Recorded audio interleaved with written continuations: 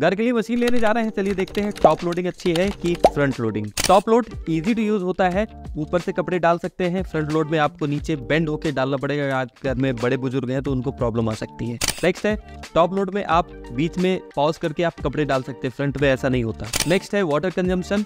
Top load machine ज्यादा पानी लेती है, फ्रंट लोड कम पानी यूज करती है एंड कम इलेक्ट्रिसिटी भी लेती है फ्रंट लोड। प्राइसिंग देखें तो टॉप लोड सस्ती होती है as compare to front load.